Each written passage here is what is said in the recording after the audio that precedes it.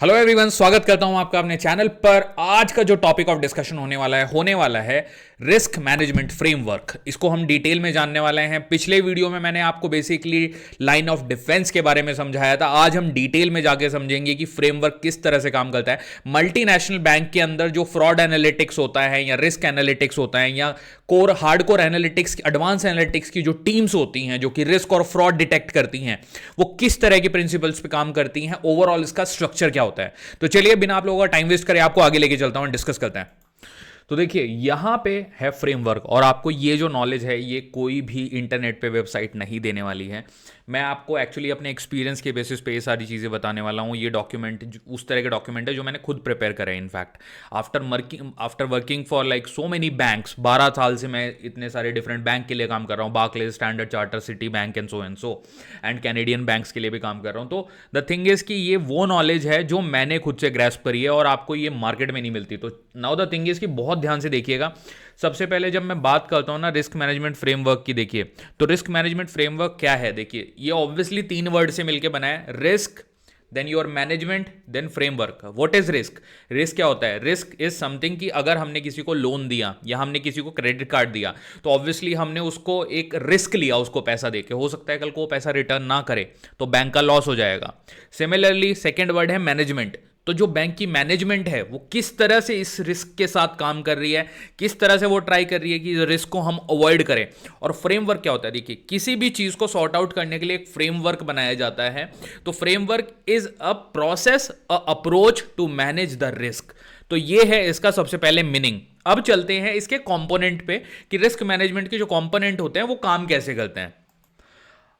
चलिए अब देखते हैं, इसको समझते हैं इसको प्रॉपर्ली। सबसे पहले जो पार्ट होता है, देखिए जब ये पूरा फ्रेमवर्क डिजाइन करता है ना बैंक, तो सबसे पहले रिस्क गवर्नेंस की बात करी जाती है। रिस्क गवर्नेंस में कौन इन्वॉल्व होता है, किस तरह से की जाती है। देखिए रिस्क गवर्नेंस का मतलब है रिस्क को गवर्न करना, a set of foundation for managing risk effectively, जो कि आप यहां पे देख सकते हैं। बोर्ड ऑफ डायरेक्टर और सीनियर मैनेजमेंट जो होती है, दे सेट द रिस्क एपेटाइट, कि मतलब हम कितना बेसिकली रिस्क ले सकते हैं, क्योंकि उन्हें पता होता है बैंक के पास कितना कैपिटल है और अगर लॉस हुआ तो हम वो पैसा भरेंगे कहां से। ऑब्वियसली ये सारी पॉलिसीज तैयार करके रखते हैं। So obviously they have this concept of 3 line of defence. First line of defense is your business unit, then your risk management functions which are the team, जहां पे आप बेसिकली मोस्टली जो डेवलपर हैं, जो पाइथन वगैरह पे काम कर रहे हैं या जो स्टैटिस्टिकल मॉडल पे काम कर रहे हैं, बेसिकली लॉस को रिपोर्ट करने के लिए या प्रोबेबिलिटी ऑफ डिफॉल्ट को रिपोर्ट करने के लिए, वो सारे इस वाली लेयर में आते हैं। सेकेंड लेयर में जो आपकी फर्स्ट लेयर है, यहाँ पे बेसिकली आपके जो बिजनेस एग्जीक्यूटिव होते हैं जो बेसिकली ऑन शोर पे हैं मोस्टली, क्योंकि आप मल्टीनेशनल बैंक के लिए काम करते हो, तो जो विदेश में बेसिकली आपके स्टेक होल्डर आपके साथ काम कर रहे हैं वो बिजनेस यूनिट कहलाते हैं। That is first line of defence. Then third is internal audits. ये कौन होते हैं? ये होती हैं ऑडिट कंपनी। जैसे कि एग्जांपल के लिए EY है, तो जो बिग 4 है EY, KPMG, ये सारी बेसिकली वो सारी कंपनीज हैं जो कि हेल्प करती हैं बैंक्स को ऑडिट करने के लिए। और बैंक अपना खुद का रिसर्च तो बेसिकली रखता ही है, क्योंकि खुद की टीम्स तो बैंक की डेफिनेटली होती हैं, जिसका पार्ट एक्चुअली हम लोग होते हैं, हमारे जैसे लोग जिनको बैंक हायर करता है। ऑल दो सेम टाइम EY, डिलॉयट, ये सारी कंपनी भी प्रोग्रामर्स को हायर करती हैं जो कि हमारे जैसे ही लोग होते हैं। बट द थिंग इज कि बैंक के लिए तो वो थर्ड पार्टी है ना, बैंक के लिए वो थर्ड पार्टी है। तो बैंक के लिए अगर EY उसको काम करके दे रही है, उनके लिए वो थर्ड पार्टी है। अच्छा, अब आप ये देखो, सेकंड जो चीज होती है, सेकंड स्टेज जो होती है, दैट इज रिस्क आइडेंटिफिकेशन। अब रिस्क आइडेंटिफिकेशन में क्या होता है? Identify all potential risk face by the bank including credit risk. एक टाइप होता है जहां पे रिस्क ऑफ बोरोवर के डिफॉल्ट होता है, मतलब कि जो रिस्क है वो बोरोवर के डिफॉल्ट का है, कि जैसे किसी ने लोन लिया, वो डिफॉल्ट अगर कर गया तो उसको आप बोलोगे क्रेडिट रिस्क। उसके बाद सेकंड टाइप ऑफ रिस्क होता है मार्केट रिस्क।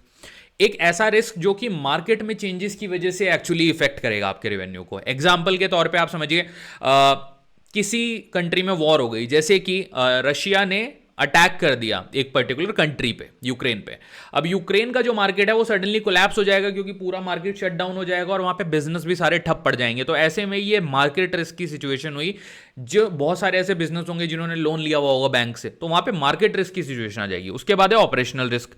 ऑपरेशनल रिस्क क्या होता है? This arise from inadequate process system, मतलब कि आपके किसी ऑपरेशनल फेलियर की वजह से बैंक के इंटरनल, कि जैसे बैंक ने प्रॉपर कैलकुलेशंस नहीं करी, या फिर कोई जो टीम है वो प्रॉपरली फंक्शन नहीं कर पाई जब लोन डिस्ट्रीब्यूट हो रहा था, तो उस तरह की सिचुएशन की वजह से जो रिस्क आता है उसको कहते हैं ऑपरेशनल रिस्क। देन होता है लिक्विडिटी रिस्क। लिक्विडिटी रिस्क क्या होता है? जब बैंक के पास इनफ कैपिटल नहीं होता अपनी फाइनेंशियल ऑब्लिगेशंस से मीट करने के लिए, उस तरह की सिचुएशन को हम कहते हैं बेसिकली लिक्विडिटी रिस्क। और लिक्विडिटी रिस्क जो आता है, इसका सबसे बड़ा एग्जांपल है 2008 में जब लेमन ब्रदर वाली सिचुएशन हुई थी, तो बैंक के पास उतना पैसा नहीं था कि वो अपने फंक्शंस मैनेज कर सके। तो ये हुआ लिक्विडिटी रिस्क। उसके बाद होता है रेगुलेटरी एंड कंप्लायंस रिस्क, जो कि बेसिकली किसी रेगुलेटरी वजह से आ सकता है कि मतलब आपने कोई रेगुलेशंस प्रॉपर्ली फॉलो नहीं करी हैं, या फिर नॉन कंप्लायंट हो आप, कि जैसे आरबीआई ने बोल दिया कि भैया आपको मिनिमम 4% कैपिटल अपने पास रखना ही है, लेकिन कोई बैंक ऐसा है जिसने नहीं रखा, तो उस तरह के रिस्क को आपको बोलते हो रेगुलेटरी रिस्क। लास्ट जो इंपॉर्टेंट है, one of the important one, वो है रेपुटेशन रिस्क। क्योंकि अगर बैंक की एक बार रेपुटेशन चली गई ना, तो उसके बाद लोग ना विड्रॉ करना स्टार्ट कर देते हैं पैसा। जैसे फॉर एग्जांपल अगर पीएनबी में सडनली न्यूज फैल जाए कि एक क्राइसिस है, तो हर बंदा ना जो पीएनबी में पैसा जमा किया हुआ है वो तुरंत उसकी रेपुटेशन गिरने की वजह से बैंक में जाएगा और अपना पैसा विड्रॉ करना स्टार्ट कर देगा। अगर वो ऐसा कर दे तो बैंक के पास अगेन कैपिटल की कमी आ जाएगी, तो हो सकता है बैंक के पास अगेन ऐसा इश्यू राइज हो जिसको वो हैंडल ना कर पाए, क्योंकि उसको पैसे देने हैं बहुत जगह पे। नाउ इसमें से जो मेजर नौकरी है ना एनालिटिक्स की, वो मेजर नौकरी है इन दो में, क्रेडिट रिस्क में और मार्केट रिस्क में। और मैंने इन दोनों में ही काम किया है। क्रेडिट रिस्क में सबसे ज्यादा होता है क्योंकि इस तरह के जो पोर्टफोलियो होते हैं ना, जैसे लोन है, ये बहुत रिकरिंग हैबिट्स हैं। मार्केट रिस्क बहुत ही रिकरिंग सिचुएशन है, जैसे इंटरेस्ट रेट, फॉरेक्स रेट, ये सब बहुत टाइम टू टाइम चेंज होते हैं। तो इन दोनों में आपको एनालिटिक्स की सबसे ज्यादा नौकरी मिलेगी। तो ये हुआ second step in the framework कि रिस्क को आइडेंटिफाई कैसे करते हैं। उसके बाद देखिए रिस्क को असेसमेंट और मेजर करना है कि भैया आपने आइडेंटिफाई तो कर लिया रिस्क कौन सा है ऊपर, कि क्रेडिट रिस्क है, बोर्ड ऑफ डायरेक्टर इन्वॉल्व थे, उन्होंने पता करवा लिया टीम्स को यूज करके, मॉडल रिस्क मैनेजमेंट टीम्स, जो हमारे जैसे बंदे होते हैं प्रोग्रामर लेवल वाले, या फिर जो थोड़े सीनियर मैनेजर लेवल वाले लोग होते हैं, उन सब ने। नाउ असेसमेंट कैसे करेंगे? Use tool and model to measure risk exposure quantitatively and qualitatively. Quantitatively जहां पे आप मैथमेटिकल फॉर्मूले यूज करोगे, जैसे लॉजिस्टिक रिग्रेशन, लीनियर रिग्रेशन, या फिर रैंडम फॉरवर्ड डिसीजन ट्री, तो वो होते हैं आपके क्वांटिटेटिव, क्योंकि आप उनको कैलकुलेट कर सकते हो। क्वालिटेटिव क्या होता है? Depending on the quality of the nature of the data. Qualitative measure होते हैं, जैसे अब सडनली शेयर मार्केट गिर गया, तो उसकी वजह से आप उसको पेपर पे मेजर नहीं कर सकते कि what could be the exactly reason, but this is a sentiment, कि मार्केट का सेंटीमेंट डाउन था, कि न्यूज आ गई, कोई फेक न्यूज आ गई या रियल न्यूज भी आ गई कि there is a liquidity crunch. तो इस तरह की सिचुएशन में क्वालिटेटिव अप्रोच आपको यूज करनी होती है, क्योंकि आपके पास नंबर डायरेक्टली नहीं है। मैथमेटिकल फॉर्मूला तो नंबर्स पे लगाओगे ना। अब यहां पे बैंक क्या क्या कैलकुलेट करता है? क्रेडिट स्कोरिंग मॉडल्स, ये बहुत बड़ी टर्म है गाइज, मैं आपको बहुत प्रिसाइजली बता रहा हूं। क्रेडिट स्कोरिंग मॉडल में बहुत सारी चीजें आती हैं, IFRS 9, बाजल 3, ये सब आते हैं। उसके अंदर PD model, LGD model, EAD model, तो ये सारी चीजें होती हैं। ये काफी बड़ा वीडियो बन जाएगा अगर मैं उस तरफ जाऊंगा, तो उसके लिए मैं सेपरेट वीडियोस बनाऊंगा।